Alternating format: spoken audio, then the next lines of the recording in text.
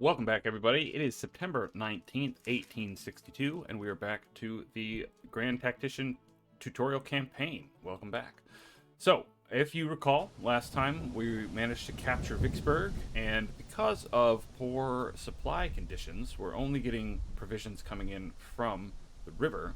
Looks like we're going to need to build a supply depot around here, because we've got quite a few men. We've got about 45,000 men that are trying to be supplied by this little river here. And if we look at our supply ratio, we're consuming 50 provisions, roughly, and our local supply is only handling 11%, or 11 pieces of that, a little less than a third or so. And similar to most of our other elements, we need to either increase our supply or lower our supply needs. And so since we can't really, we could, I suppose, disperse these armies, but I'm planning on holding Vicksburg. So I'm going to order the construction of a supply depot in the vicinity of Vicksburg. And this is going to take a while, 37 days.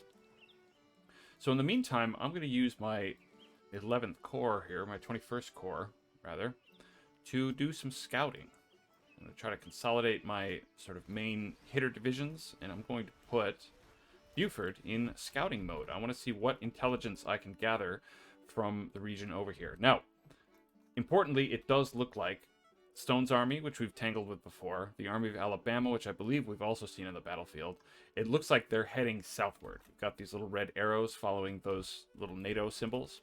Similar with the Missouri State Guard, they don't seem to be trying to be super aggressive about cutting off this line here between Holly Springs and Jackson, Grenada, elsewhere. They do have the Army of West Tennessee on the move, and I wonder where they're going. But it looks like what we were hoping was going to happen is, I can at least cautiously say it's happening a bit. They do seem to be sort of consolidating southward rather than trying to sort of nickel and dime some combat over here.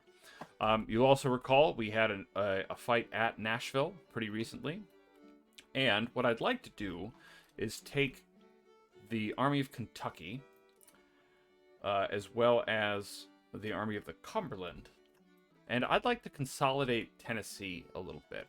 So let's pause this here, and let's take a look at a bit of the issue here. So, for one thing, if you look to the right of the screen, wherever you put your mouse cursor, you'll get a bit of information about what's going on, right? So, if we have our mouse cursor anywhere in Tennessee, it tells us that Tennessee is Confederate. They are rebel. They're a rebel state. It also gives us the percentage of their state support, which right now is 44%.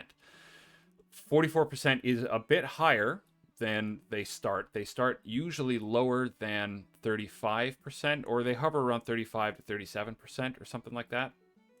And the cutoff for, basically, there's a numerical cutoff, which will tell you, if you're playing Union, whether or not those states will secede or stay in the Union. And 35% is, as far as I'm aware, the cutoff. If it goes below 35%, basically, it is a Confederate, it is a rebel state. So we're above that. We're a little comfortably above that. We're not in such a place that I am going to be extremely comfortable using Tennessee troops in anywhere but Tennessee.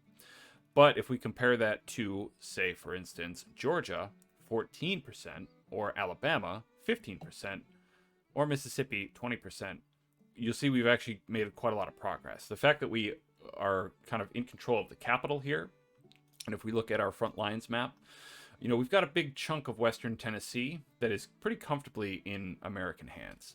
So what I'd like to do, I mentioned earlier, there is over here an iron mine. This is the only iron ore mine in the entire Confederacy. So I would like to capture Knoxville, and I would like to capture, some of these towns, these towns out in basically the wilderness are kind of hard to hold. But I feel like if I capture Kingston and Knoxville, that should probably cut off this eastern slice of Tennessee pretty comfortably. If we can control the Appalachian Valley, That's another thing, that's even better. But it gets hard to operate away from rail lines out on the west, which we've already seen. And so if I send some armies down here to Pulaski or Huntsville, probably Huntsville because it's got that nice nexus of rail lines and roads, and I get somebody up here to take Kingston and Knoxville, I think we'll be in pretty good shape. We've only got McCrae's army down here as a threat, 6,500 men total. They're not even there yet. So I'm not super duper worried about it. So what we have to do is figure out whether the Army of the Cumberland is strong enough to go deal with all of this. And I've even had some... I don't know that I want Alexander Hayes in charge. He's okay stats-wise. But for now, he's not made anything wrong. He's just the guy that was sort of automatically put in charge of this very small corps. But I'm also considering just putting that corps under the command of George Thomas, who I'm going to basically leave in charge of this entire theater. So we'll see. I think what I'd like to do is use Gregg, the 20th Corps, and have Gregg strike out independently toward Kingston and eventually Knoxville. If I take Knoxville and take this iron mine, I'm actually tempted to send them down and maybe make a raid toward Atlanta, raid sort of down here along this road, and just see what I can dig up. For the most part, what I want to do is keep the Confederates on their toes, essentially. I want them to stop attacking me, and I want to sort of retake the strategic initiative as much as I can. So I'm going to leave the Army of the Cumberland to headquarters here in Nashville, and I'm going to disperse my Army of Kentucky. So first, I'm going to send the 20th Corps over here to Sparta. And from there, we'll see. It's tempting even... If the goal here is to raise state support for Tennessee, I don't want to raid Tennessee. At least I don't think, because I'm pretty sure that impacts state support for both sides when it's being raided. Like, people don't want to be raided, generally. They'd like to stay, if they could, nicely unraided, if they can. So this is the main body of the Army of the Cumberland, the 19th Corps. And I'm going to take the Army of Kentucky. Gregg's 20th Corps is already on the way, and I'm going to take Hooker, and I'm going to send Hooker down to Pulaski. So we did have a couple of recent battles here in Pulaski, and I would not be surprised if we do run into some Secesh resistance here, but we will see. Otherwise, dispersing some armies into Secessia, and we'll see what happens. And again, we've got a supply dump being built here in Memphis, and we have the supply dump being built over here in Vicksburg.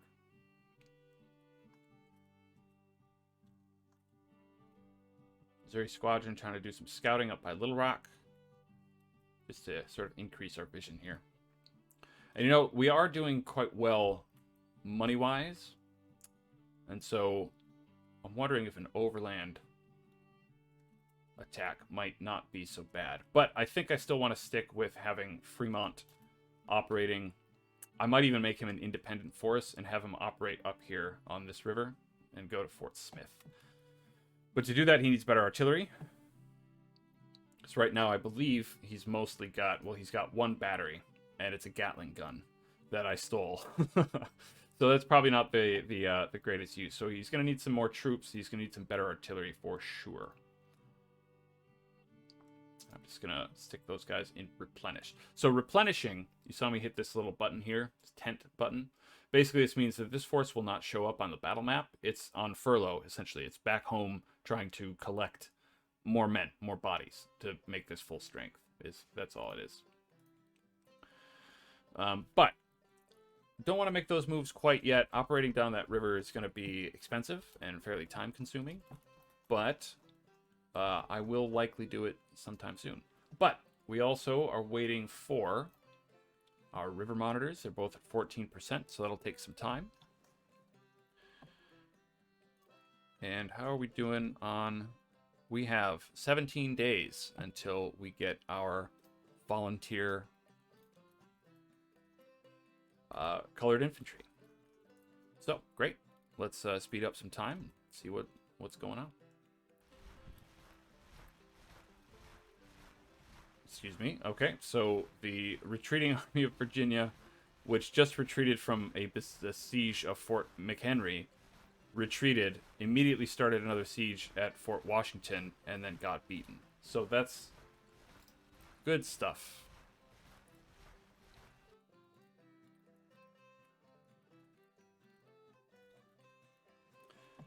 Also,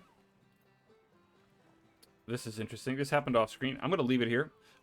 Since we are going to expand a little bit of our sort of naval actions in the game, I'm going to show this to you. So we just took Fort Monroe with a naval attack.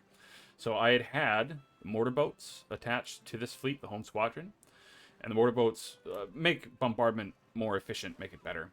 And they had another perk slot that I selected, amphibious attack. And this meant that this fleet on its own could capture forts, and Fort Monroe is in pretty bad shape. You can see it's at 38% condition right now, and I was able to capture it with a naval attack alone. So that's pretty cool. Alright, so Hooker has arrived in Pulaski, and we have found a couple other Secesh armies.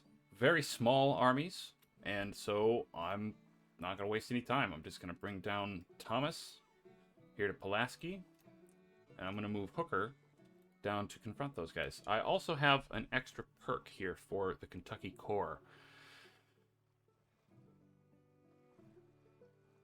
I'm gonna use embedded reporters once again because I'd like to get rid of these fame debuffs. Again, as we look at here, we've got 13th New York, 1st Maryland, and 3rd Maine Light unhappy with their leaders. Gilbert is defamed. We're leaving him there in the hopes that he will he'll regain his honor on the field of battle. So I'm not super concerned about him for now. Check our front lines. Making some progress here. I'm going to go ahead and move the 20th Corps right here to Knoxville, or at least close to Knoxville. For Kingston first. We're going to switch that over and then hit Knoxville. I think kicking the Secesh out of the state entirely, I might have to take Bridgeport.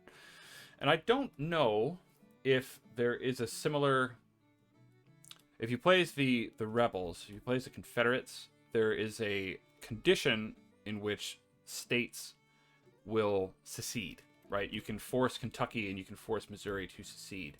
I don't know if there is a sort of reverse version of that for playing Union. I'm not sure if you'll ever get a state to sort of de-secede. I'm not sure. We might have a run-in here with Andrews, which is a little... It's a little shaky because Andrews' men are in pretty good shape. They all look like they're high fighting spirit, rested and everything, but they are low on food, and that might have some impact on their morale. It says confident, but we are getting a -20 because of low food, which that's why we're building the supply depot. And it does look like the Army of West Tennessee, which is roughly equivalent to it, is on the way. I'm going to get the rest of the Department of Missouri on the rails and get them down here as fast as they can. And if I'm able to, I'm going to want to try to deploy defensively to make sure I get the McDowell coming down here. And while I've got some time, I'm going to see if I've got any spare good artillery I can give these guys. Actually, 14 town, I can give them... They've only got 8 guns in this battery, so... Battalion, rather, so I'm going to give them 10-pounder Parrots. The rest of these guys are rifle armed. A couple of them might actually have their first... I'm not sure any of them have actually fought yet. So they might have their first combat debuff as well. We'll see. In any case, the fact that the numbers are so close might mean that they actually stay and fight rather than just sort of bounce off my army. So it might be better if I don't get McDowell down here to reinforce in time.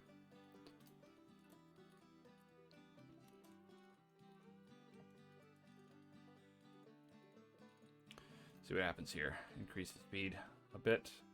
Here they come. Yep. So Army of West Tennessee, 12 guns, just over 13,000 men. We outnumber them in everything but cavalry. I think I'm just going to go for it. Timothy Andrews is going to try his hand as a battlefield commander.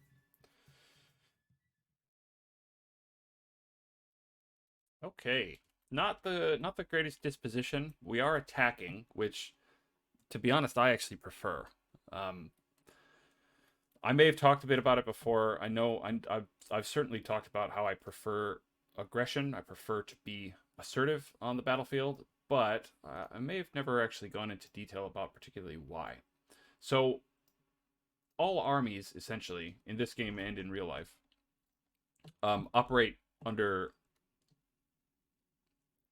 doctrines, essentially, right? And the doctrine essentially evolves around like how to make use of the weapons that you have, what's the best way to employ cavalry, what type of organization are you putting your guns in, and everything. And doctrine is it's shortcut. It's SOP, standard operating procedure, right, for various things. And the idea is if you have a tight enough doctrine, your commanders and sub-commanders and everything from major generals, commanders of divisions and corps on down to colonels and captains and whatnot will know generally the playbook. They'll know what to do. One of the things that a lot of these doctrines sort of try to take into account and consider is the strategic initiative, right? Who's moving, who's threatening, who's being threatened, and how do you respond to that? And to make a long story short, one of the reasons I like attacking is because the AI in this game particularly sits in one place and they react to what you're doing, which means I have the strategic initiative. I am the one that can be threatening. So I've got all the time in the world to sit there and find out where they're strongest, where I'm strongest, and where I can concentrate my forces to best effect. And until the AI gets intelligent enough to really start problematizing that as an approach, to be a bit more aggressive on the defense, to have more scouting forces, to be able to like move and react to my forces' movement. I made a very silly mistake. I thought that this was a road. I see now that it's a river. So I apologize to all of my men and all of their damp wool that they're going to have to deal with as they go on in this battle. Whoops. Sorry, guys. In any case, I prefer having the strategic initiative. I prefer to be the one making the threats that they have to respond to. And eventually I'd like to see the game get to a point where the AI can respond to a player who is taking advantage of the fact that the AI has given them complete tactical and strategic initiative. Aggressive skirmishing, being a little bit more forward with a couple of divisions as screening troops, basically discombobulating an attacker's force before they're able to sort of sight their approaches and scout the main line and employ to best effect. And as it currently stands, like the AI is not super good at that, but it's like really hard. It's really hard to do in any game. And so this isn't so much a complaint as it is to basically just say that, like, as the game stands now, I think the attacker actually has a much larger advantage than the defender, just given how the game actually works. And with all that, I'm going to shut up, and I'm going to do some scouting with my skirmishers, and I'm going to find the enemy line, and I'm going to attack them. So I'll see you in a bit.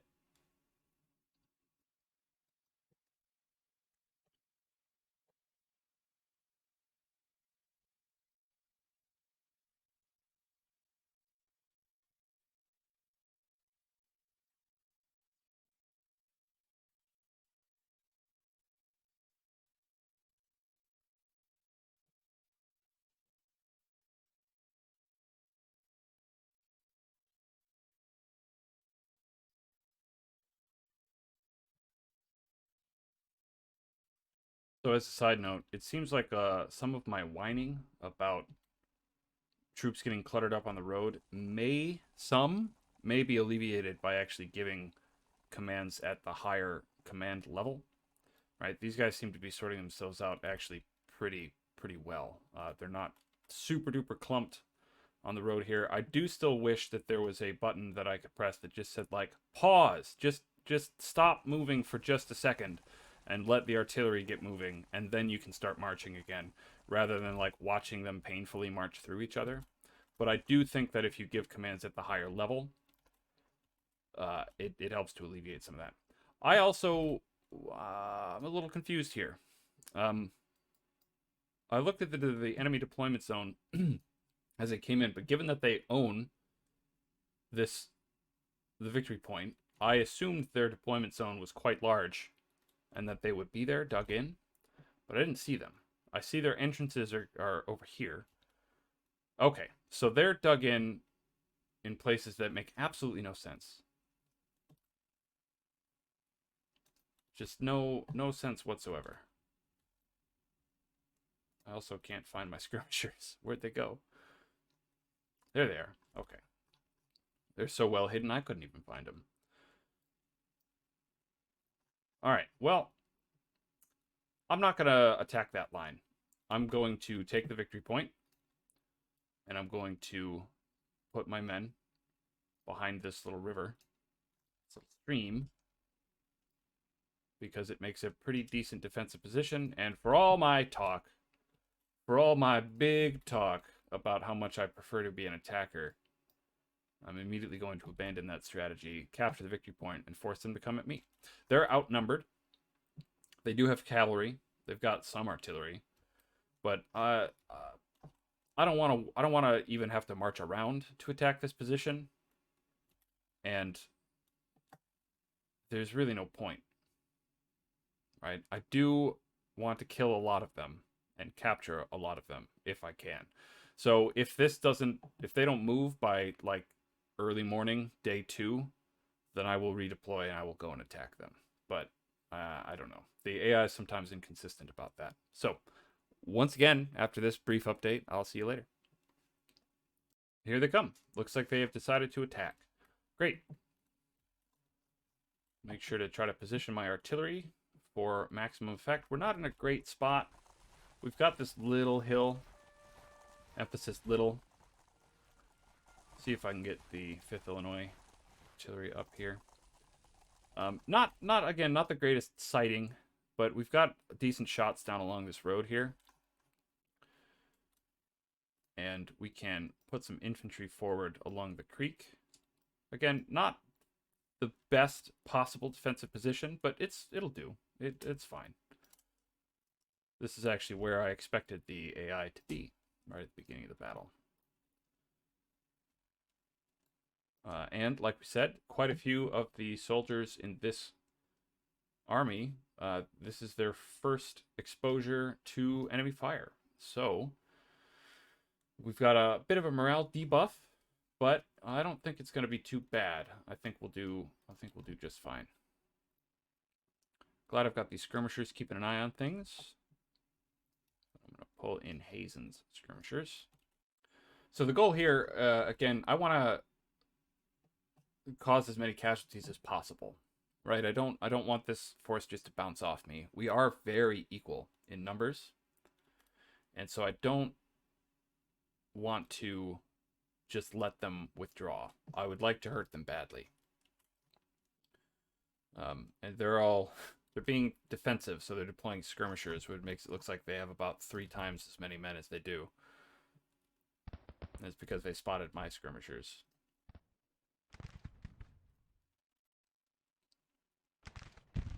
And again, the AI has this absolutely ridiculous aggro, this absolute need to confront and destroy any skirmisher that it sees with overwhelming firepower right away.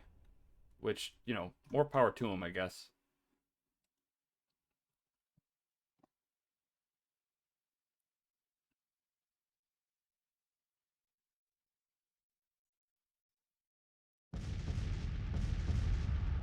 All right, artillery opening up about 6:30 p.m.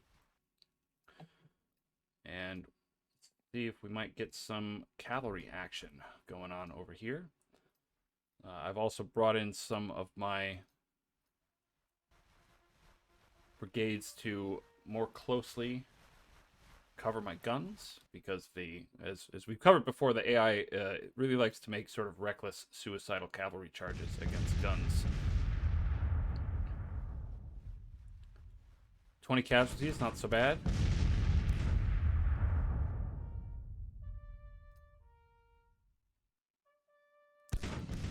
Oh, I can't stand it.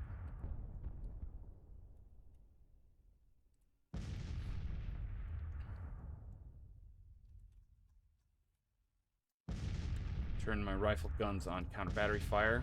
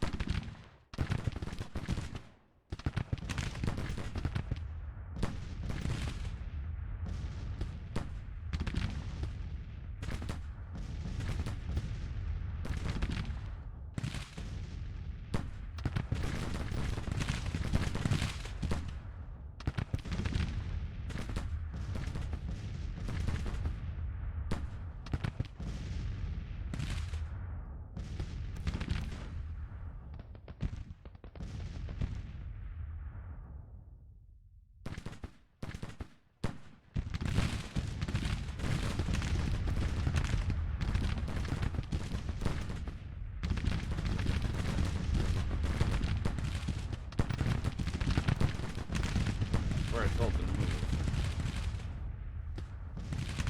Alright. Hopefully a more general advance is starting up. I really don't want to just do skirmisher fighting all the time.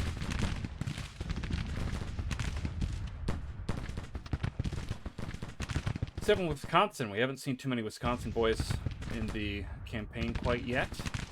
Good to see them around.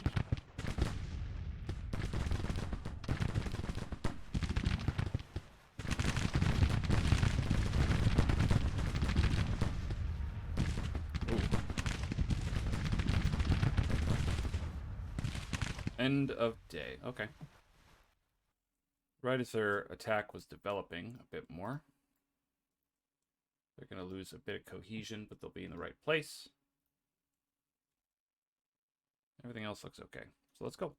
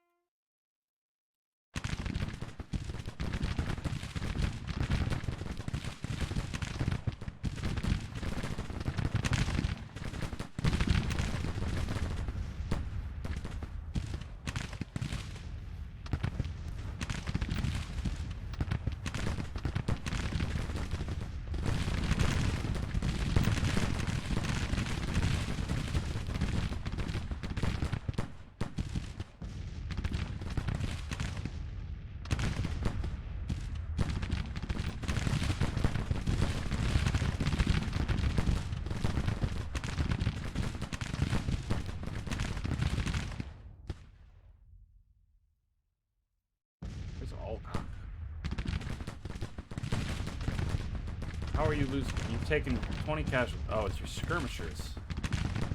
Where were they? They got bounced around in the nighttime shuffle, apparently. It ended up somehow behind the line.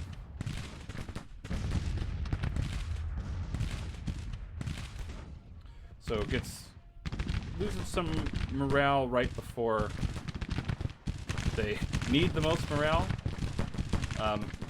Not sure why Colorado's having a hard time. They took 100 casualties in pretty, close range, but we've driven away a couple of... Oh. So here's the suicide charges, like I mentioned. Now, I'm going to retreat these guns. Historically, in situations like this, the artillery trained with what they called prolong, or they had what they called like lines or prolong ropes. And a prolong was a long lead you'd attach to the after end of a battery, right? You'd have the guns. Nice charge, Totten. Well done. Anyway, you would attach a line to the back end of a gun carriage. And the gun carriage, I have these guys lay down. Really wish you guys would turn. The gun carriage would then be attached to the caisson, and the caisson and limber and everything else would be roped to the team of horses. And the prolong would go from, like, here are the guns up here, right? Or here are the guns. The prolong and the caisson would be about 20 yards behind, or a rod or so behind. And then you'd have the horses and everything. And as they fired, they recoiled. And so every time they recoiled, you'd drag the caisson and everything until that prolong line was tight again. And once they fired, recoil, tighten the rope, recoil, tighten the rope. And the idea was that if they needed to, they could be dragged right out of place really quickly if enemy cavalry were to charge them or enemy infantry were to make a movement against them, something like that, which is pretty cool. And generally, I think, like, the game actually moves fast enough, like, it allows your artillery to move fast enough that you can just use those retreats if they get into difficulty. But the prolong is a pretty neat thing anyway.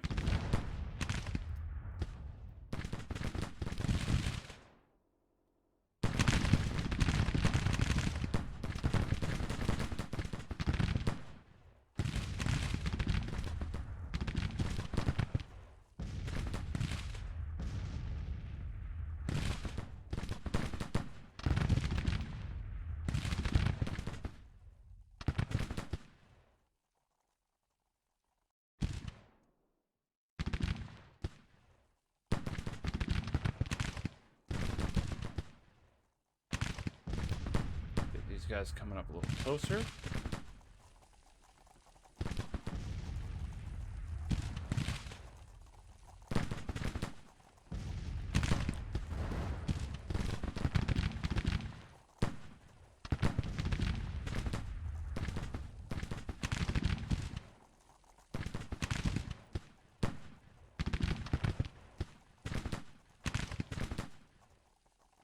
Just as a precaution, form square with these guys.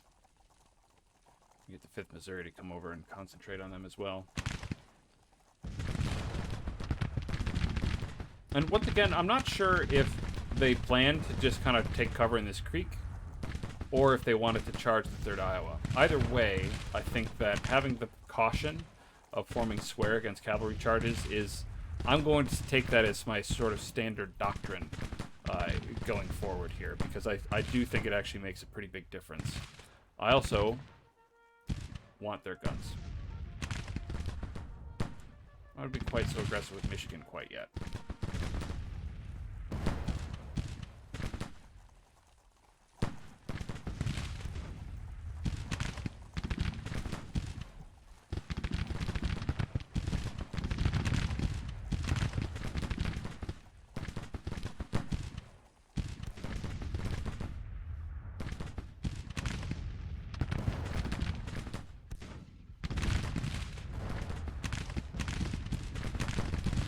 First Indiana Light is having a pretty good day, I think. They've had a lot of decent actions.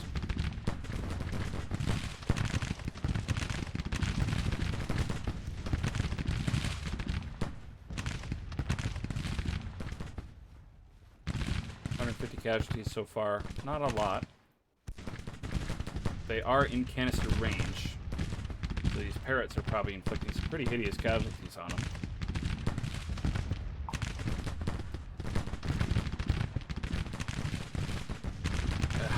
And we've got all my guys just forming whatever lines they like, whatever time they like.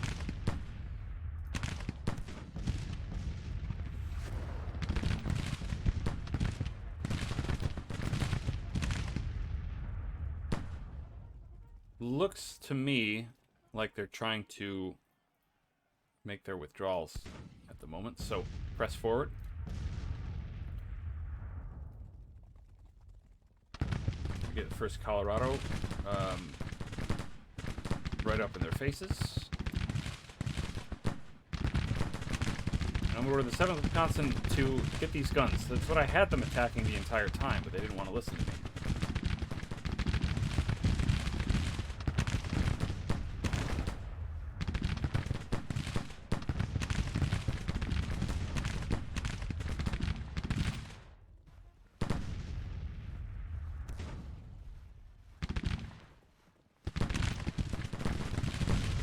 Okay, broke that cavalry. Let's see if we can hit him with a charge.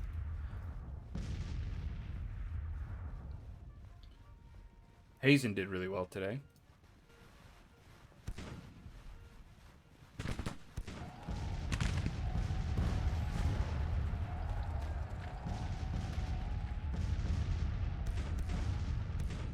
Might just end up breaking a bunch of my own brigades.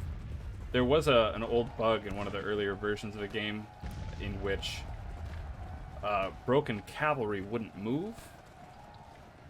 And so once they broke, they would stand there, right? Completely just stationary. But if you tried to charge them, they would just absolutely just tank, completely break your attacking infantry or whatever it was. And they would just do this all the time. So, pretty decent little battle here. Inflicted 3,600 casualties out of 15,000. Nothing to shake your fist at. And lost 700 of my own. So, pretty good.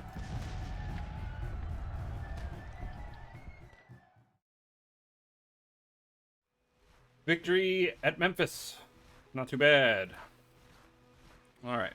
We've spent some time some more. Check on our other theaters here. We've got our raiding force. 20th Corps. Heading over here to Kingston. Hooker and Thomas are both down here in Pulaski. So let's get them moving. Again, I'm expecting them mostly just to punt these guys, right? Just kind of shift them slightly down.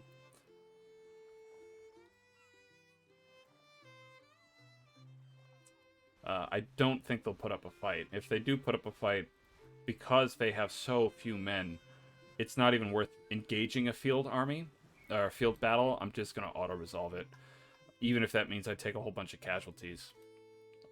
Auto-resolve is obviously not something I've done a lot in this campaign, but it is something to consider, especially if you need to save time on anything. You know, you might not want to spend the mental energy of maneuvering around and scouting and, you know, doing all that if you don't need to. So, okay, I am not at this point going to go after Decatur, because my goal is to exert complete federal control of Tennessee. That's what I want to do right now. If I think Bridgeport might be a good place to take, but I don't want to go into Alabama quite yet, because as we've seen several times, there seem to be places on the campaign map where the AI super heavily prioritizes recapture if it's close to kind of their front lines, right? So we've seen that with Memphis and Corinth and all this kind of region, and Nashville especially. They just sent attack after attack after attack after Nashville. And I think that if I push on to Decatur, that might become the new focal point of the entire theater. And I don't want that to happen, because what I want to do is bring them down here and then have a big old Wellingtonian, you know, Waterloo down here by New Orleans. And I've honestly never fought too much in sort of the Baton Rouge, New Orleans, sort of Gulf Coast maps. I imagine they're horrible jungle maps, which I don't like. But, you know, I've never done it, so it might be worth giving a shot sometime. So I'm going to hold off on going after Decatur. And again, all of the forces over here are so small. 18,000 plus a handful of thousand in these other two armies. Thomas and Hooker will be able to handle that pretty well. So yeah, that's not so big a deal. But 20th Corps continues, so we have captured a coal mine. That's pretty good. We've taken Kingston, so I'm just going to roll them right onto the rails and hit Knoxville. So of course, the 20th Corps is part of the Army of Kentucky, so their order delays are going to be pretty gnarly at this point. I think, given that the Army of Kentucky, the main core of the Army of Kentucky, it's only 2 divisions, I guess. Everything's only 2 divisions. I'm debating sending Hooker to check out Chattanooga. There's something being built over here. I don't know what it is. And I'd like to find out. And it occurs to me that I have a navy. A river navy. Under Charles Stewart. So I'm going to send him down to zip over to Chattanooga and see what he can see. Meantime, this battle is still technically being fought. Yes, it is.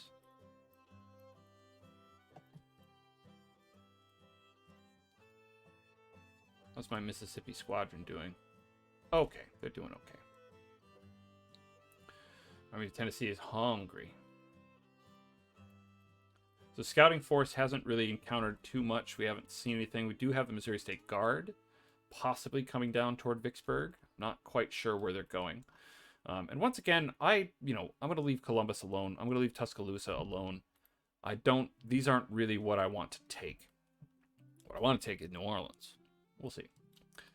Although, it might be easier to take New Orleans if I can establish some bases down here. These forts are going to be very difficult to take, even with, sort of naval advantage. And I do have Fort Pickens here, which they don't seem to be really concerned about. So I wonder, I might even put a garrison in Fort Pickens. It'll take a while for them to get there. This might be the target. Pensacola might be the target that I sort of isolate with my fleets and first begin my attempt to kind of bombard these coastal forts. This is a level 2.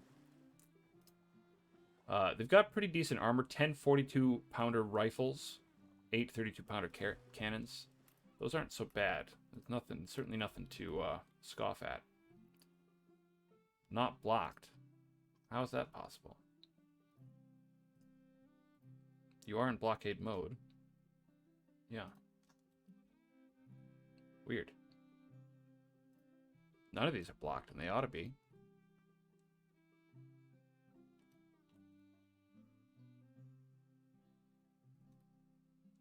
Huh. Must be some weird thing. Maybe it's nighttime? I don't know. In any case, the only thing really preventing me from marching on New Orleans right now, because it is weakly held, is the fact that if I do that, I'll leave this whole section of the theater wide open for counterattacks, and I don't want to deal with that. Okay, it looks like the Army of the Mississippi they're heading down to the jungle to build a supply depot while Chattanooga continues to be built. So, we'll go check on things back east, and I'll be right back. So, immediately following that last battle, I was started in with this one, which I'm going to go ahead and make a bet right here. This will not actually be a battle. They're going to force an engagement. We're going to start the engagement after spending a long time deploying, and then they're going to withdraw. And if they don't, I will be very surprised.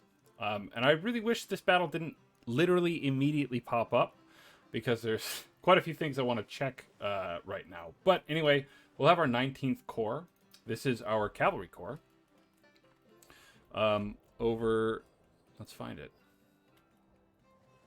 Oh, no, this isn't the 19th Corps. This is the Army of the Cumberland. So this is our little tiny little Army of the Cumberland in their first little battle. So let's do it.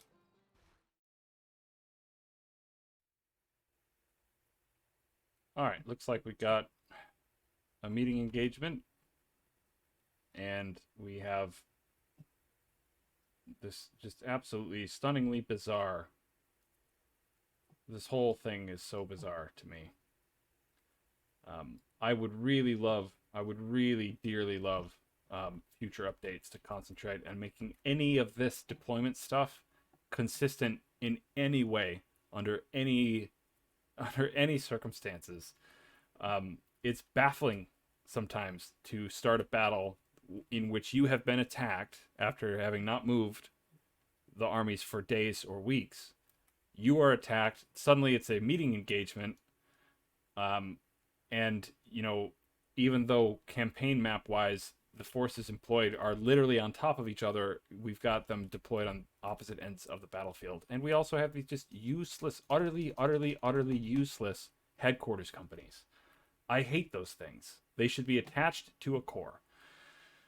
Sorry, that's my rant. That's it. I doubt we're even going to have a battle, but we will see. So I've got the 19th Corps. I'm just going to march them up. We got to get here. They're deploying either here. I think that might be their only deployment zone, as a matter of fact. So I guess we'll find out. I'm honestly, I would be surprised if there's any battle at all. It's also close to evening, so I wouldn't be surprised if we entirely redeploy. And okay, I see. They're not moving because the corps commander of this whole corps is a million miles away. So I couldn't even give just a whole corps command. Oh my word.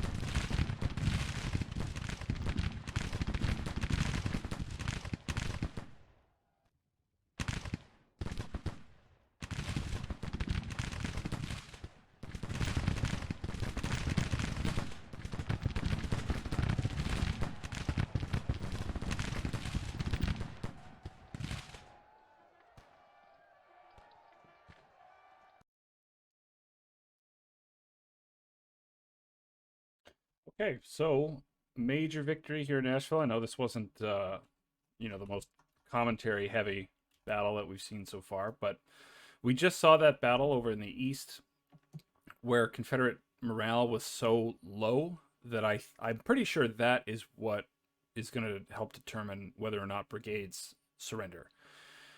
We've got just Confederate battle morale is just utterly drained. They're completely gone. So let's get back to the battle map and see what we can see. Okay, so before I press play, let's take a look at some things here. So basically, unless I can sort of artificially inflate the Confederate national morale, we're looking at close of the war before the end of 1862.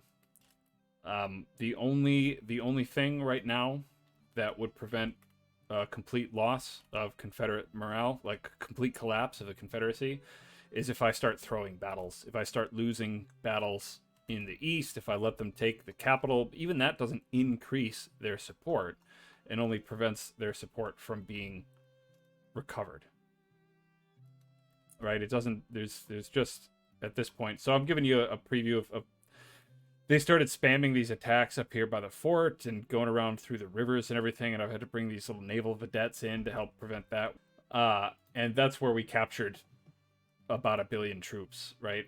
And looking at, we have 100,000 more men than the Confederates. Yeah, we've ticked over basically into federal total dominance. There's just nothing that they can be expected to do at this point, which is too bad. I was really hoping to kind of keep this going, but given the fact that the AI, just like all of these armies, are badly beat up, are badly supported. They have a couple of thousand men each. I think at least one of these has, there's 18,000, their Army of the Potomac. Right? All of these are fewer than 10,000, with the exception of the Army of the Potomac. And they were just hurling them up here past the river at these strongly held forts and just getting crushed. Just getting totally crushed. So I was trying to extend the length of the war for a while. And I was trying to do some really fun things over here. Like, I've got my Corps of Engineers building a supply depot because I was going to use this as a base for my Marines. I've got Burnside's Marines over here, and I want to get Burnside's Marines to use this as staging ground. I was going to try to take this fort amphibiously. I was going to try to pick out one or two of these southern towns, as they did historically, and capture and keep a base in North Carolina. And I was going to try to get some Marines to come around and attack around New Orleans. But I don't think it's going to happen. I mean, we're basically one major victory away from tanking the Confederacy entirely. And that's too bad. So in the meantime, let's sort of see what happens if these guys retreat in any way that is... Okay, they're going. This army, I'm not sure why... Here's the Boer Rebellion. Why it wasn't also pushed away. I'm going to have to go send that up. And again, every single time they encounter, they're losing morale. They're losing national morale to do it. And I know they're just going to hurl another army at me really quickly. So we can basically just watch their national morale just completely tank.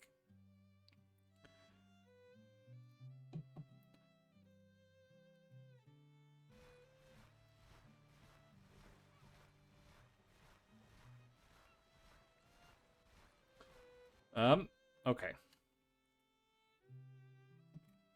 So, in the interest of the war wrapping up, let's take a look again. We still have this economy alarm. We just can't seem to get ahead in terms of the prices of iron and copper that are coming up here. That upgrade looks done. What about here? That is done. This is being upgraded. 19 days. I also saw that we've got some Let's check over here. The mill's working pretty well. That's good.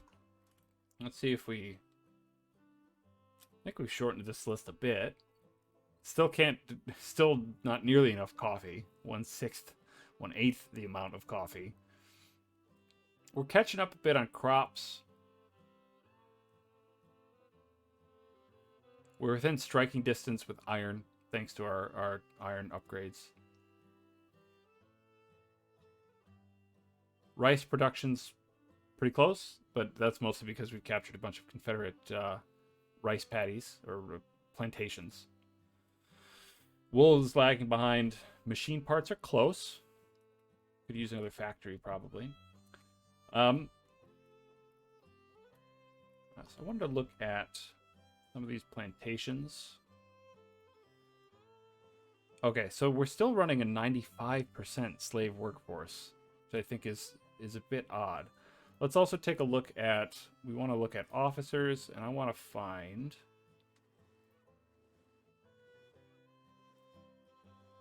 There he is. Still legendary, and he still has that plus 50% policies thing. That's strange. That's really strange to me, to be honest.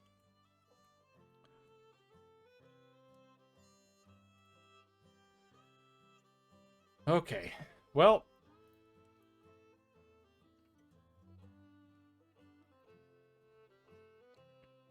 There's no sense in prolonging this experience. So let's get some orders for the 20th Corps to come down here and take Chattanooga.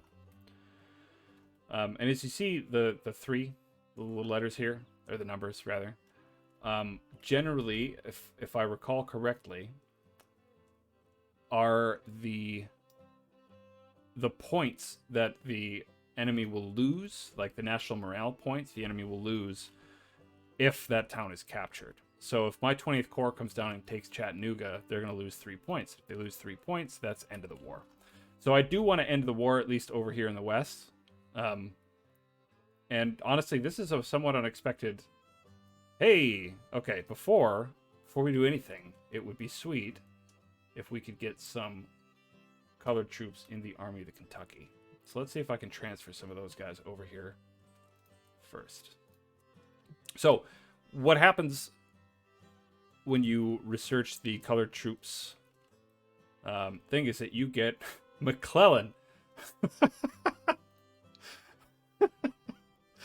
Oh, I find that really funny. So, yeah, McClellan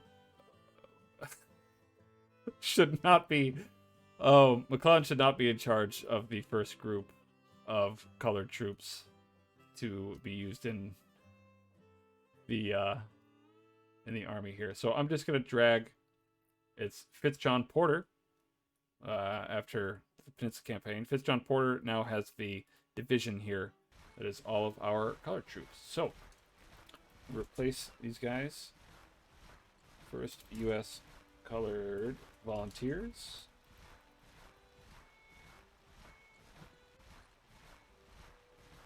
Give them Springfield Rifles, of course.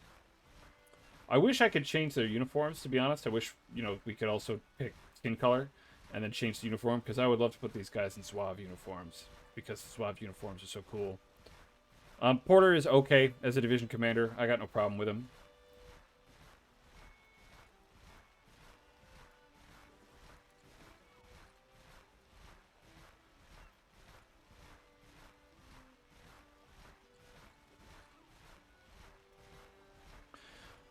And I know that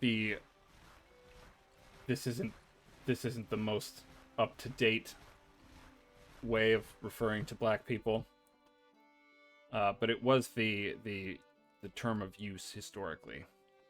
So I don't think we're gonna get a chance. Oh, their national morale went up by a point. That's a couple of points. That's something. Bring the Army of the Shenandoah back to Winchester.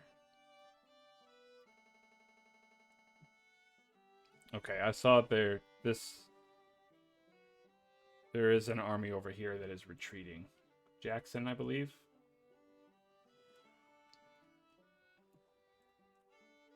Okay. Their national morale is back up to 30. It's not completely imminent, I suppose. It would be super great if we could research this.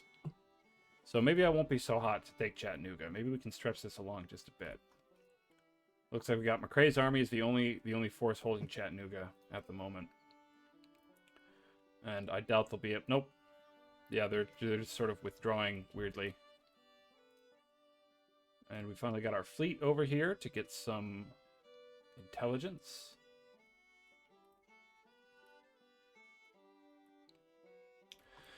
And while we're at it, here's what I'm going to do. End of the war is imminent. Oh, I don't even think I can sail up there. No, I can't. All right, well, I'm going to use my steam squadron to bombard at least one fort. That's what they're here for. So with bombardment, I know we haven't done much of it yet. So bombardment, it's going to bring up this little siege sort of panel. And the siege panel, let's get into it now. So it'll show you basically each shot as it's being fired and what it did to the enemy things. You can see, all of the ships in this squadron are steam powered, and so they should probably have some sort of advantage in terms of the bombardment. It is showing that we're very likely to win. And historically, this was basically steam squadrons were essentially made these shore fortifications just completely ineffective, because what they would do was, rather than having to keep a station and sail in and kind of stand there and just fire broadside after broadside and get hit by the shore batteries, or sail slowly past and being at the mercy of the wind or being towed or whatever it was, it's a lot more likely that they would get hit. And with steam power, what they would generally do is they do these big circles, and they would steam up, and then at one little portion of the circle, like a little wedge, like a pie chart almost, was where they would be in range. Hey, they've got some fleets coming out. Interesting. Let's close that for now. Pause. We'll get the Gulf Blockading Squadron involved here too. I didn't even know they had fleets. 6 ships, 28 guns. 6 ships, 28 guns. Exactly the same. And there's another squadron here. We're still only fighting the fort, and it's still showing that we are winning, although the Pensacola's taken a beating. But essentially, by being able to continuously move, they didn't give the fort enough time to fire a couple of laying shots to see where they were going to hit, and then reorient and fire again and hit with any effect. And so steam frigates basically just completely destroyed the ability of shore fortifications to do almost anything to enemy steam fleets, which is pretty interesting. And I don't know exactly how this game does that, right? I am taking quite a few hits. I've got quite a few of my ships pretty badly damaged, so I'm certainly not impervious to any of this, as maybe historically I might have been. And we haven't done that much damage to the fort, and we haven't killed too many people either. So I think that this is probably not quite right, and especially now since these fleets seem to be engaged somehow, but it's still only showing that we're dealing with Burton's battalion over here. But yeah, so we have this sort of withdrawn, right, out of range thing, and it'd be neat if there was a status symbol that was I don't even know what it would be called, circling, strafing, sailing in and out of range, something like that. But yeah, essentially that's what these steam squadrons were able to do, was just force these short batteries. Just could not engage. They just couldn't engage. I think I'm gonna get badly beaten up here, but I wanted to show it to you at least. Let's speed things up a little bit. Yep, that is... Oh, that's my Gulf Blockading Squadron. The steam squadron's still doing fine, somehow. Although we lost a ship. Don't know which one. We haven't done that much to the fort. I mean, this is a pretty decent fort, too. It's a level 2. Got a lot of guns. They have a lot more ships than I thought they did, which came out to engage me. So I think I'm going to lose Farragut Squadron here. Yeah. And apparently the whole fleet disintegrated.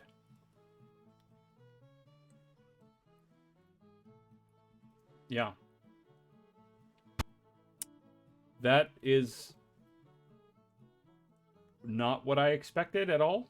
That probably shouldn't have happened. Lost the entire fleet. Let's see if we can find fleets on there. I think that was a little ridiculous. I've got all these naval vedettes. Yeah, the whole steam squadron's gone. That was like 8 ships, all steamboats. Okay, sure. So here's the lesson: don't trust naval bombardment without a lot of support. I had no idea that they had fleets just sitting here the whole time, and honestly, again, the idea that disintegrated, I think, is bullshit. They certainly should have lost, but they shouldn't have disintegrated. All right.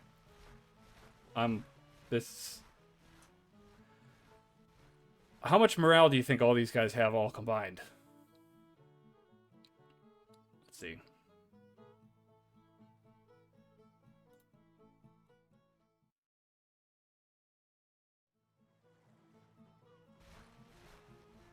So I did record all that in case there was actually a battle, but they just withdrew. So it's not going to be. They're at 27 because I captured Chattanooga, and that lowered their support by 3. And let's see, 44% here in Tennessee. Still just 44%. There's not much else we can really expect.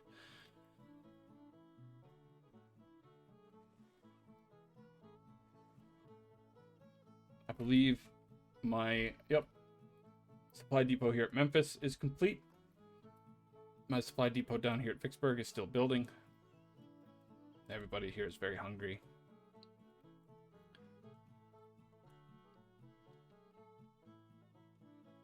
Missouri State Guard still rather dangerous.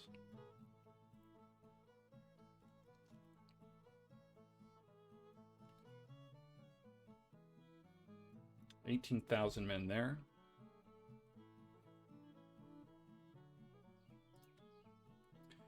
Well, I do want to. I'm gonna take this guy on a mini ride down here. So we're gonna have him go. Only about 8 hours or so, and we're gonna turn his orders onto raid. And what raid does is it burns down enemy infrastructure and forage all supplies the troopers can carry. So basically what they're going to be doing is riding around stealing as much food from civilians as possible and possibly paying for it, which sometimes actually in the Civil War people did. We will skirmish with anybody nearby. We're going to sort of do damage to the infrastructure and all of the IIPs in the area. And this should help keep them from needing supplies, from needing resupply from supply depots and other things. It should basically live off the land. So I'm going to turn them on to raid, and we're going to watch them. Never mind. We're going to have to go back and watch this battle happen again so that they can come onto the field, start the battle, and then withdraw, as they have done so often before.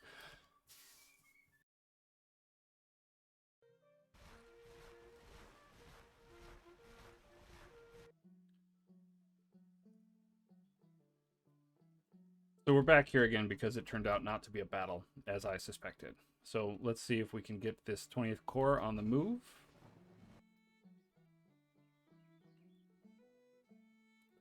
Oh, wow. Okay. They are raiding. Okay, so that is going on. The national morale still somehow at 20. So we're basically watching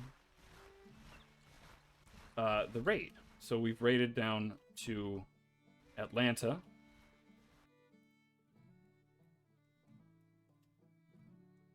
and we can see the building damage sort of schemes come on up. So what this is doing is essentially hurting, it should theoretically hurt Confederate support in the state. It's not really going to affect our support, which is at 14%, because it's so low that it doesn't really matter, right? But the longer we sit here sort of damaging the buildings, the more money they'll have to spend, essentially, to build them back up. So I'm going to head down to Macon as well. It's going to take about a day to get his orders, so still have a lot of time to smash things.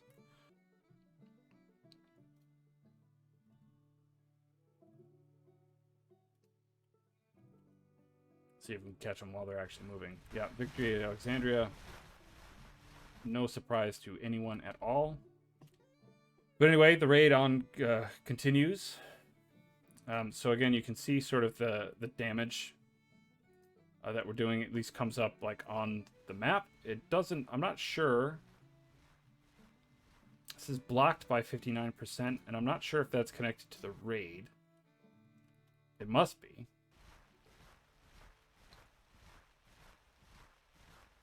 But yeah, so marching into Macon.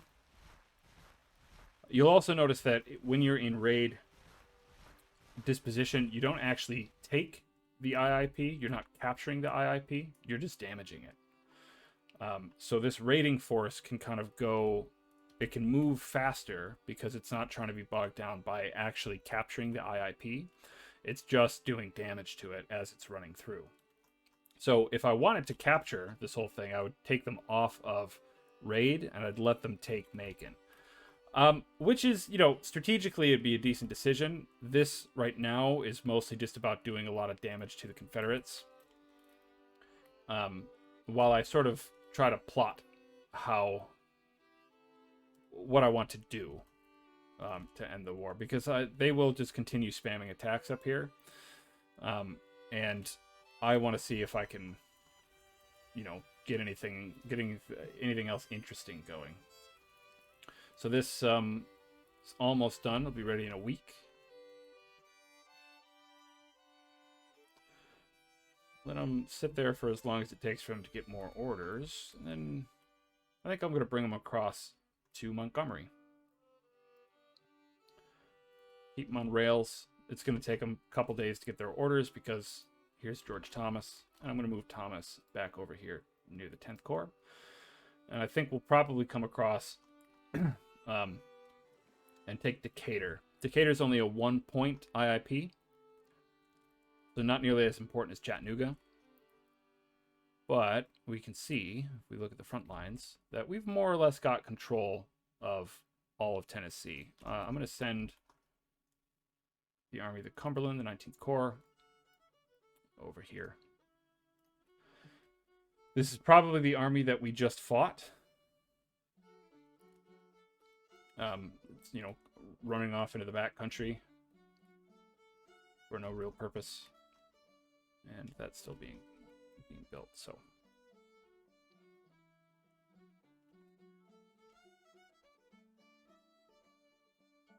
but you can see, you know, if this was a normal force, okay, stuff is happening. If this were a normal, by normal I mean not raiding force, then they would be desperately short of support. Army of Georgia looks like they're on the move. So, take Thomas and Hooker and go confront them. But like I was trying to say, if this were a normal force that were not in raiding mode, they would have lost much of their readiness by now. Quite a lot of their readiness. But because they're raiding, they're, again, living off the land and are doing just fine and keeping themselves in supply. Yep, victory at Alexandria. It's like we expected. They're at 26 national morale. Basically, one more battle will win the war. So I'm not going to prolong it. I just want to, you know, there's no real way to artificially prolong the war by any way, as far as I know, without like modding the files. And I'm not quite at the level where I want to start modding the game files quite yet. I do sort of wish that some of this had gone a bit differently. because this was intended to be a campaign in which I could showcase a lot of sort of strategic concerns and some of the economy, and like I think we've done that to a pretty good extent. But I was hoping to kind of keep this going until at least 1863.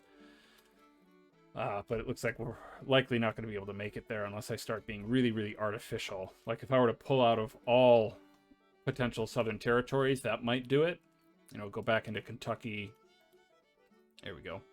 Army of West Tennessee.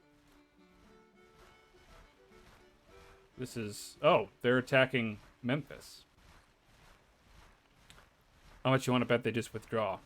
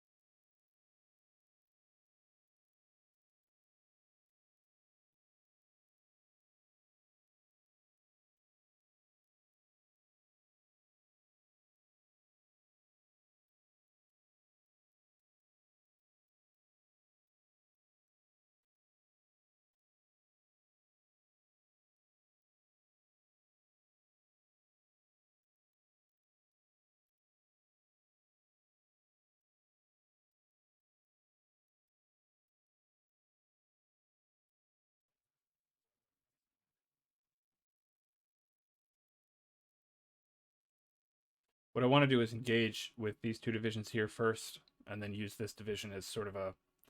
I was hoping it would keep them in their entrenchments as I made this flanking movement, but because we lost the day, I think they shifted around against, you know, the stronger part of my force. We can still do quite a bit over here. We're mostly going to be limited to making brigade actions because, again, we've got McDowell, who's the force commander, so far away that it'll take a long time for division orders to filter down into something we can actually do. So we'll wait for these. We'll have the magical ability in this game that I'm sure every military commander in history would have loved to have, which is basically, you know, complete 360-degree saturation of information and the ability to coordinate troops without the necessity of any kind of bizarre signals or things that can be easily misconstrued. Historically, what would probably have happened is these guys would have gotten in position and then fired a set number of their guns. You know, each gun of these would have fired maybe 2 shots or something like that. We would have known, okay, once they've fired 14 shots in a regular pattern, you know, 1 every second or something like that, then we would know that it's time for us to jam and make our initial assault. So I'm going to have Mower and Lovell come forward. These are very lately recruited replacement brigades, so they do not have rifles. They've got mixed muskets.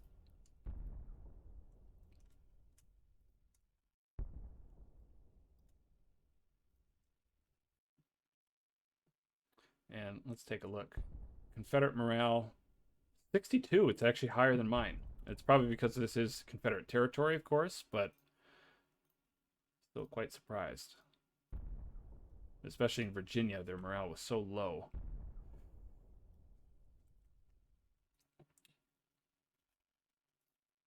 Totten a bit of a hotfoot. He ended up there way faster than everybody else.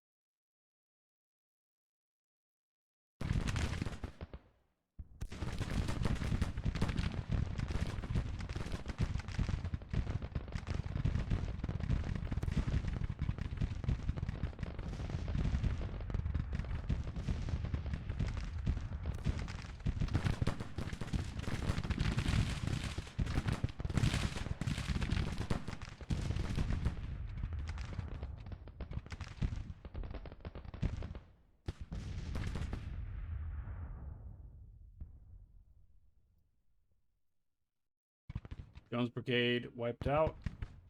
Their morale dropped by like 20 points in a few seconds.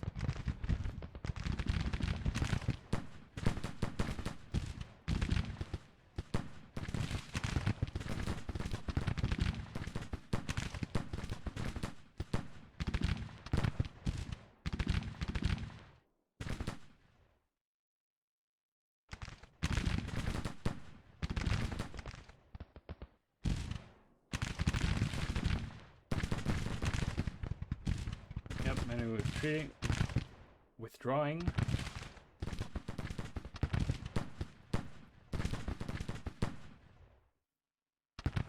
I doubt I'll capture any more brigades, but it's worth a shot.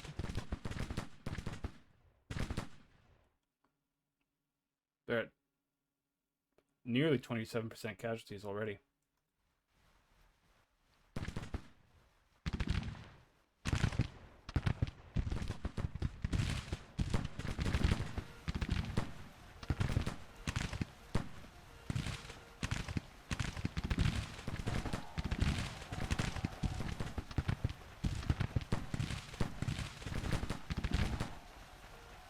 Yep, there goes another. They've lost a whole brigade. So I think the surrendering brigades thing is tied to the force morale. So this here, their entire army morale. If it gets less than about 20, they will start. The whole brigades will start surrendering. So that'll do it. That's it for this battle, and I believe with a major victory, that's more or less it for the war. So I'll see you back on the campaign screen. Okay, so just real quick, they had 7,000 total casualties. 5,700 of them were captures. That's pretty incredible. And yeah, national morale is down to 25. As soon as I press play, the war is over. It's over. So happened a lot sooner than I expected, and it happened mostly as a result of the AI's hyper aggression. Like, again, we can see this happening, the same sort of thing was happening back in the West, right? Like, all of these armies most of them are fewer than 10,000 men. And there's just so many of them, and they don't coordinate. And when they try to coordinate, they spam these attacks and withdraw. And each time that happens, it lowers their national morale by, a small less than 1%, but it still lowers it. And it's still that impact of doing one after another, and especially as they get more tired and as more men desert and more men are wounded and more men are captured, their army morale goes down, and then they get into these battles where they get into a fight and then suddenly they get whole brigades captured, 5, 6, 7 brigades all at once get captured, and by then it's just they've just spent themselves. And the battlefield AI, I think, has improved tremendously in 1.07, but clearly there's still some kinks to work out with regard to the campaign AI, and it's just bizarre, hyper aggressive, naval invasion sort of thing. The reason I had to build these naval vedettes, this is another thing I stole from the Brambro channel, if you watch Brambro. Had put these up to protect against, he's also got one stretched all the way across, the map here, to protect against these little amphibious operations. And what they were doing to me was sending armies right up here, right up the Potomac River, and attacking Fort Washington and coming in and trying to attack the city. And each time they would lose, because I have like a 5,000 man garrison in here, and I had all of my support troops in Washington, D.C. right around. So I just marched them 2 miles and get into a fight in Washington. And they just threw themselves basically like right onto my bayonets. And that's what made the war end in October 1862, even though, especially up here, I'm not even down by the Rappahannock, right? I made my little peninsular attempt at everything and withdrew, and I sat basically up north of the Potomac River ever since. And it's just, they kept throwing these spam attacks at my forts and trying to send amphibious armies up to Baltimore, and they even tried to march to Philadelphia. You just saw the armies over here by like Gettysburg and Hagerstown. And look, what are they doing? So that's too bad. But before I end the game, there are a couple things I want to check on, right? So we did this whole sort of experiment to try to get the Chicago foundries profitable. And for one tiny glorious moment, they were. So we are within about 100,000 of where we want to be, right? Copper ore and iron ore are both in desperate need. So one piece of advice I might give is to players who are starting campaigns in either the spring or summer of 1861 to get up here into the Upper Peninsula of Michigan and northern, Minnesota and Wisconsin, and take your industry subsidies and jam them into iron mines, because they're only to upgrade. They're about 4 million a piece. This Aztec copper mine, still, again, I think this is a mistake. It shouldn't be 144 million. But these copper mines and iron mines make a big impact on your total production and everything. And I think we're getting pretty close. If we let this go on for another, thing, we might actually be able to catch up with the demand from our factories for producing iron. You will notice that copper is not actually on this list. We are producing enough copper, so that's pretty cool. Lots of the other things, obviously, crops and food. It's hard to tell what, if any, impact the Chicago to basically St. Paul Railroad actually did. Our buildings down here in Cairo are all doing pretty well. Like the factory here is profitable, right? It's not making, it's not sort of at this, it's not operating at a loss as far as I can tell. And we've got enough subsidy funding that we could actually upgrade this if we wanted to. We don't need to, though. Yeah, so it's basically just like the foundries are always going to be pretty tough. But again, we do have them close. We have them pretty close in terms of our iron and copper production to being able to make those profitable.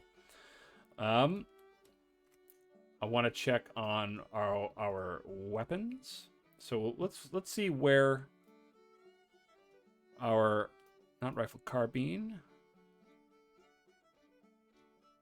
I just want a rifled musket. There we go.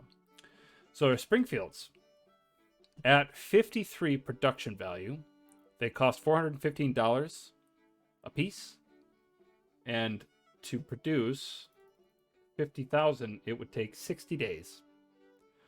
That's pretty good. That's really, really excellent, and I bet they would be faster if I were to invest in weapon production. This would make production of weapons more profitable, boosting production volume. So it'll increase weapon production efficiency. So I might as well just appoint the project a couple of times because I got the money. So we've got it, weapon production plus 15%. Let's see if that actually made a difference instantly here. Maybe a little. It's not a 58.3 days for these. We never had the Enfields. We did have, these guys have come down pretty tremendously as well. Look at that. How many days left? 52 days for 25,000. And that's what's showing here, right? I can't actually see how long it would take, but so they're up to 45 production, and they cost about $30 more than a Springfield. And we, remember, researched this a little bit after we researched the Springfield rifle. And we've produced quite a few fewer Mississippi rifles than Springfields. The other ones we got are the Plains rifles. They're at 38.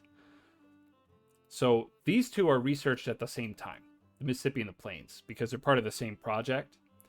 And so we can still see that the number you produce has an effect on all of these numbers here as well, right? Because we've produced more of the Mississippis, and we have a higher production value, and the cost is less.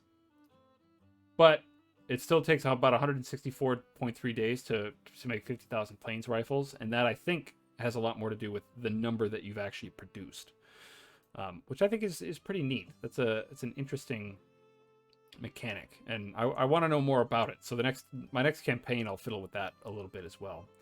So we still have Jocelyn's. They're still awaiting 52 days or so. I think we've got more. We did get an order completed indication recently, but I don't know what it was. It was probably just more Napoleons. Oh, just 10. Not sure. Genuinely not sure what... maybe it was just more Springfields. I do have an awful lot of them. I think it was, actually. I think it was another 50,000 Springfields, because I just decided to go for it again. So that's the thing about production. The earlier you unlock the project and the more rifles you create is going to make this number spike up like crazy. And I think that those weapon increase projects are going to, if I were to press play, I think this would be lessened even more.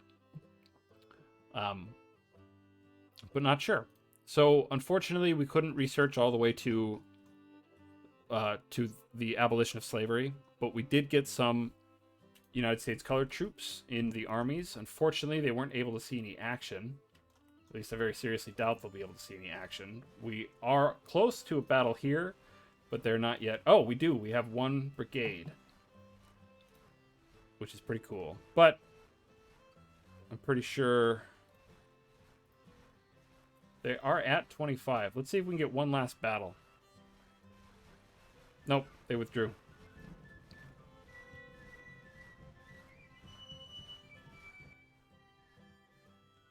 The Army of Florida is not going to stand up and fight either.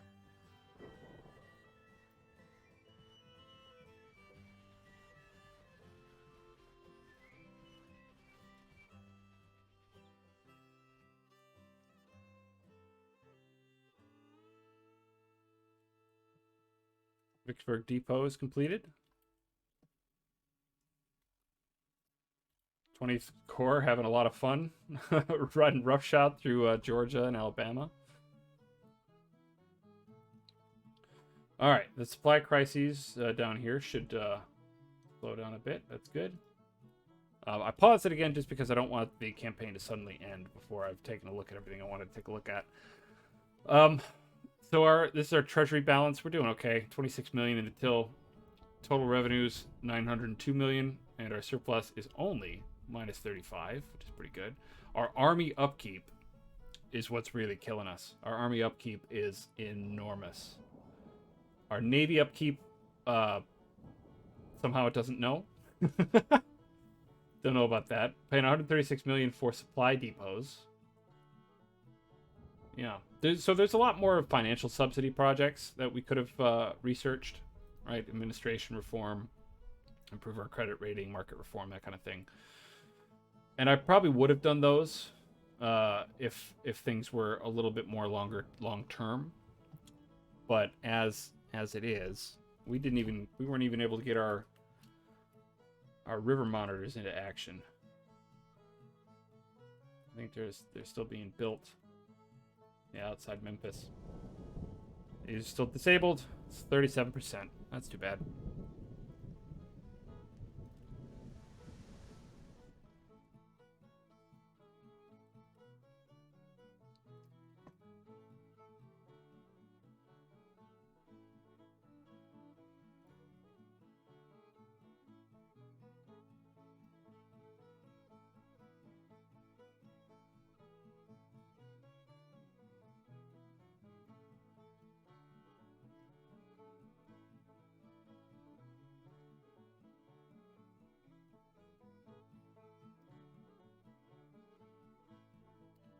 Not sure why it hasn't triggered the end of the game yet.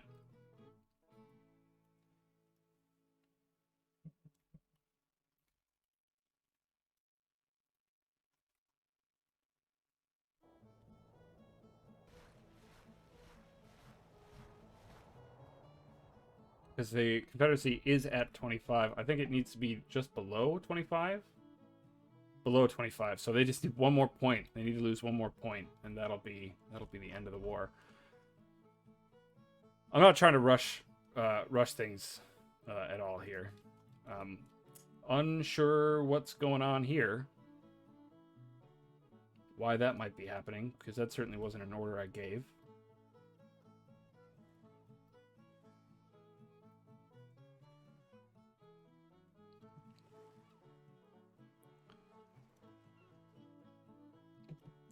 But anyway, let's look a little bit more at our finances. Got our interest rate down to below 5%. That's pretty good. We can probably spend a lot less on our military subsidies, like none whatsoever, and bring our industry subsidies down a bit.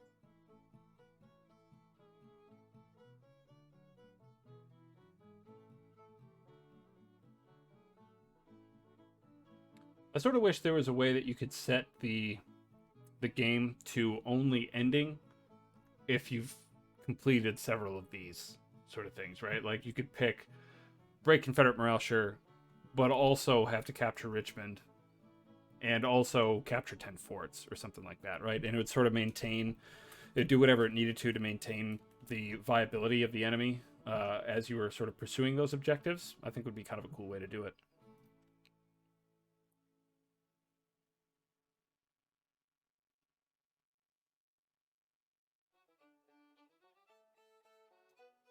So it doesn't seem like they lose morale from these little punt retreats.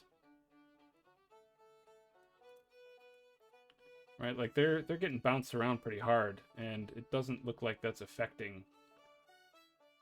Hey, the Atlantic Depot. And then this bizarre army somehow ended up over here.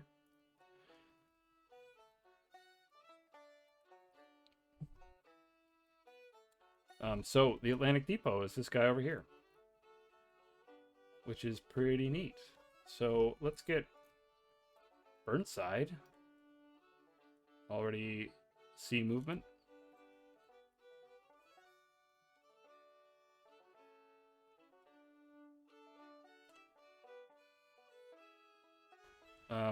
Missouri State Guard. Okay, well, let's try it. I think we got a big, nice big juicy deployment zone. We are on the defensive.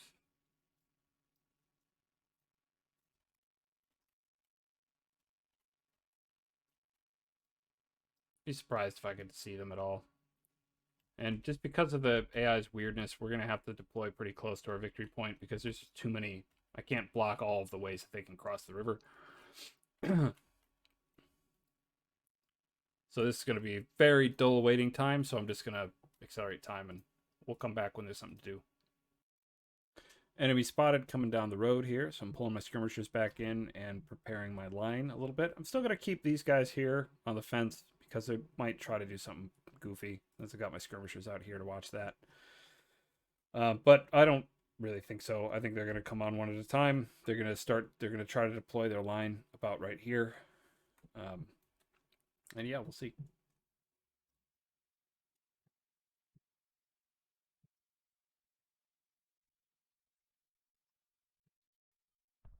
Here we go. First fire.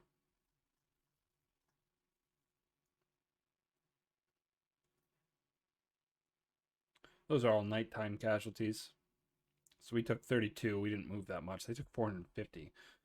I assume mostly because they're moving around a lot.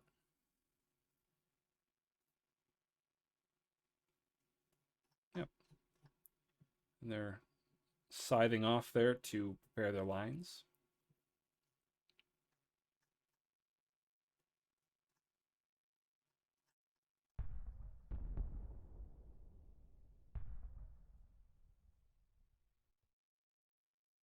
Their morale went up a little bit. Not that much. I'm going to form my 3rd Division over on their right.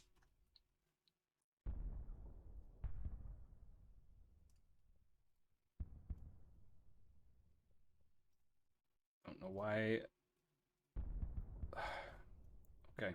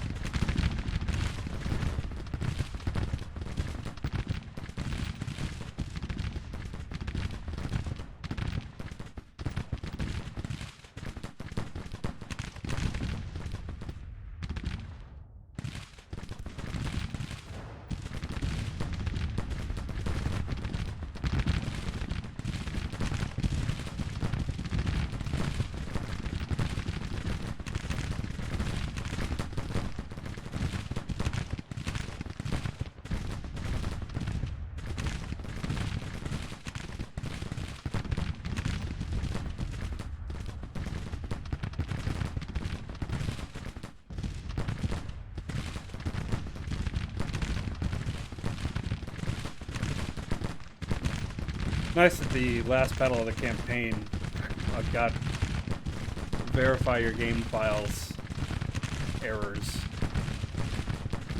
It's also, I believe, Confederacy is this, so somehow the first and the last battle of this entire campaign were both fought against the Missouri State Guard.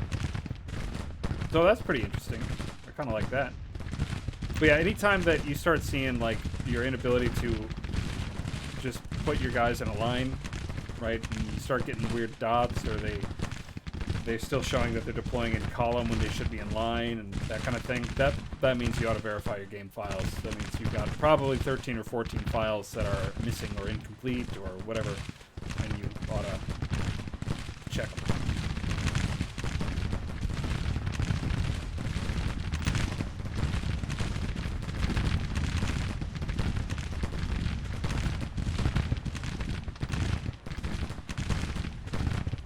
Like this.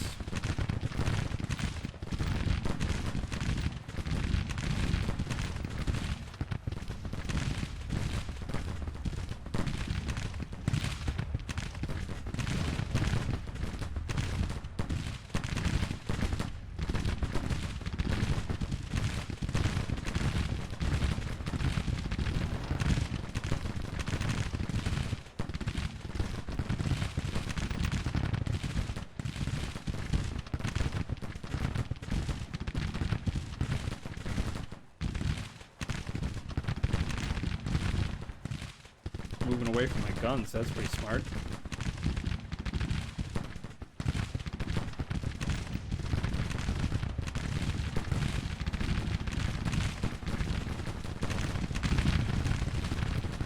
Their morale's at 32%.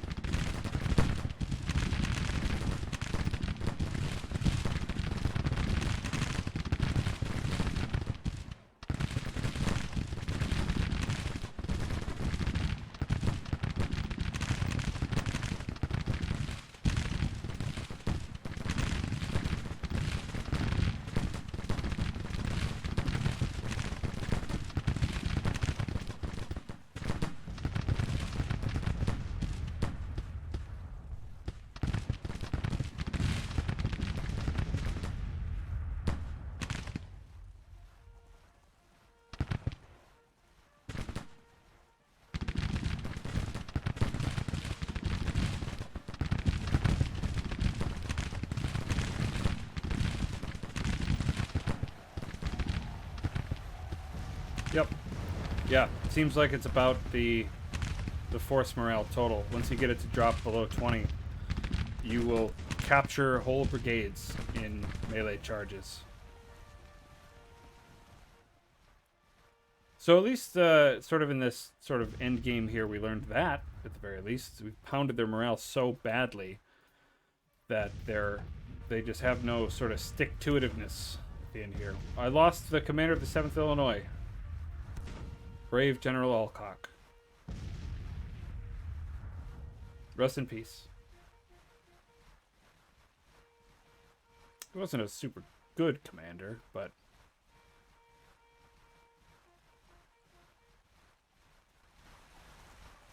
I think we're gonna get this battery.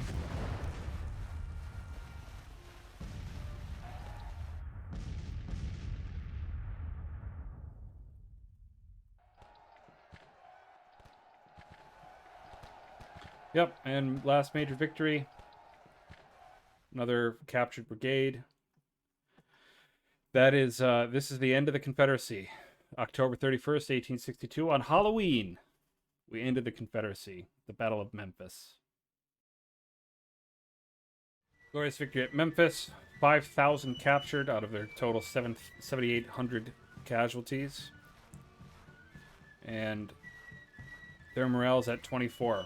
So, as soon as we press play, unless there's some sort of bug, that's the end of the war. And that is that. Union victory.